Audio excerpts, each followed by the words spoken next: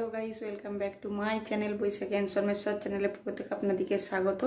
আবার একটা নতুন ভিডিও। তো এটা আমার নতুন ঘর থেকে ভিডিও স্টার্ট করছি আজকে। তো রান্না হয়ে গেছে, আমার হয়ে গেছে এখানে ভাত, আর এখানে হয়েছে ফুলকপি আলুর তরকারি হয়নি।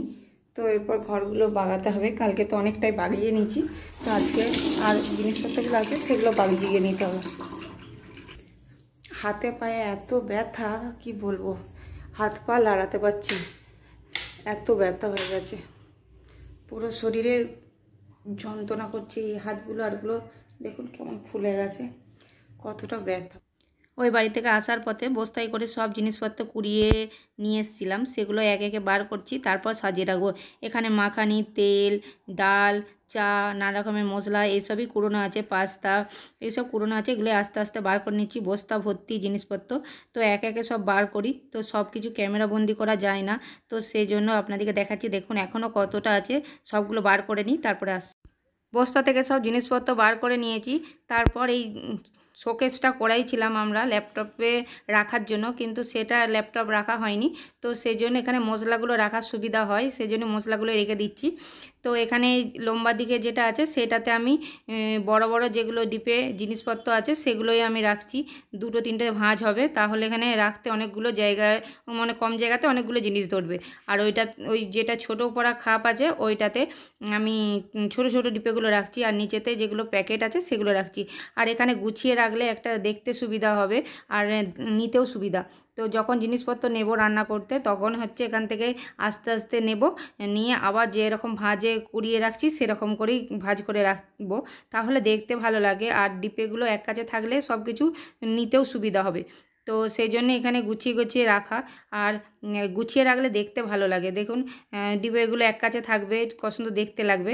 আর না হলে তাক আরে কিছু নেই, সেই জন্যই তাক নেই যে তাকেতে রেখে দেবো গুছিয়ে গুছিয়ে, সেটা নেই, তাক নেই, এটাতেই আমাকে রাখতে হবে।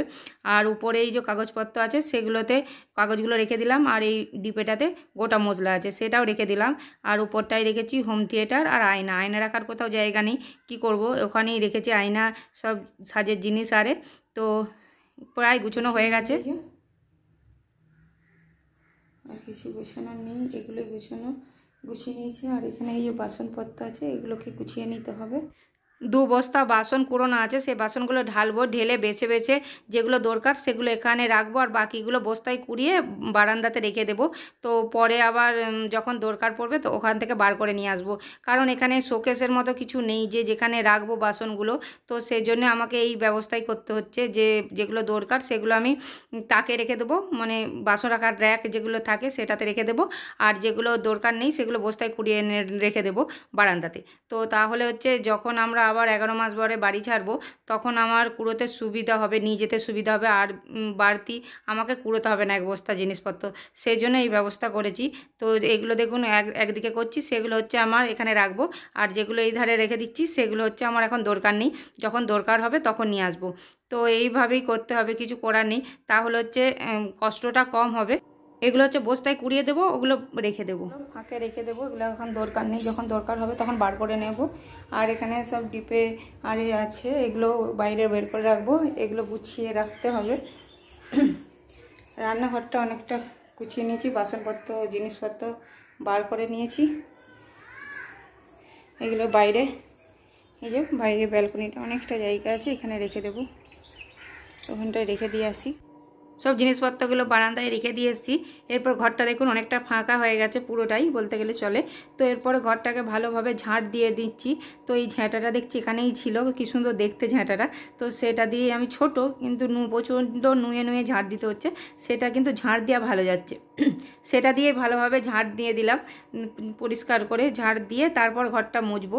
তো ঝাঁট দেওয়া হয়ে গেছে প্রায়, এরপরে ঘরটা মুছবো। তো ঘরটা মুছে নিই, তো ঘরটা ভালো করে মুছে নিতে হবে, ফিনাইল দিয়ে ভালো করে মুছে নিচ্ছি, কারণ জিনিসপত্র এসছে আর এসছে ঘষাঘষিতে একটু কালো কালো হয়ে গেছে, সেগুলোই ভালোভাবে মুছে নিলাম। তুমি বাড়িতে এসে মনটা প্রচণ্ড খারাপ, কারণ টিভিটা চলেনি, নেট নাই এবং গা হাত পায়ে যন্ত্রণা। তো অনেক বেলা হয়ে গেছে, ভাতটা বেড়ে নিই, তো ভাতটা খাই।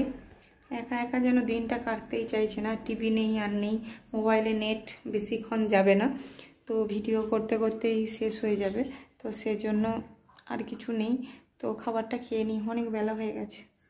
ফোনে নেট নেই, ফোন টিভি বন্ধ, তো সারাদিন দিনটা যেন যাচ্ছেই না এমন অবস্থা হয়ে গেছে। আর ফোনে নেট থাকলে বা টিভি চললে তো সময় তাড়াতাড়ি চলে যায়। তো এখন বিকাল হয়ে গেছে, একটু শুয়েছিলাম, শরীরটা ভালো নেই বলে।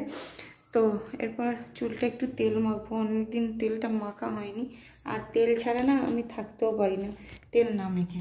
তো চুলটা একটু তেলটা মেখে নিই। তেল মাখা হয়ে গেছে, চুলটাও এই ছুঁড়ে নিয়েছি। তো তেল না মাখলে না আমার মাথাটা যেন ভারী হয়ে থাকে, সেই জন্য আমাকে তেল মাখতেই হয়। একদিন ছাড়া ছাড়াই আমি তেল মাখি, শুধু শনি রবিবার যা তেলটা মাখি না, তারপরে আমি প্রত্যেক দিনই তেল মাখি। তেল না মাখলে আর কোথাও গেলেও না আমি একদিনের বেশি রাখতে পারি না ঘষা চুল, আমার কেমন যেন কষ্ট হয়।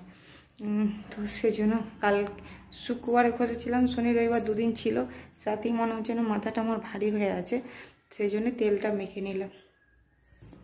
থেকে যে কেকটা কেটেছিলাম সেটা এখনও রয়েছে অনেকটা, তো ওইটা একটু খাবো।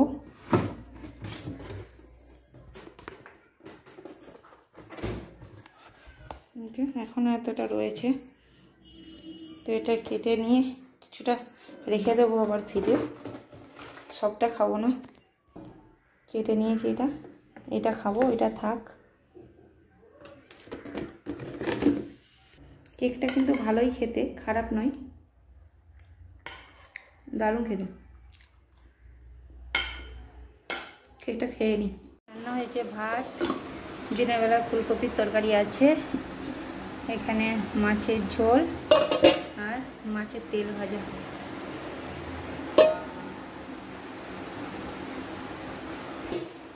তো আজকের ভিডিওটা এই পর্যন্ত। আপনাদের যদি ভালো লেগে থাকে তাহলে লাইক, কমেন্ট, শেয়ার আর সাবস্ক্রাইব করতে ভুলবেন না। আজকের মতো টাটা, আপনারা ভালো থাকুন, সুস্থ থাকুন, সবাইকে জানাই গুড নাইট, শুভরাত্রি। আবার দেখা হবে অন্য কোনো ব্লগে।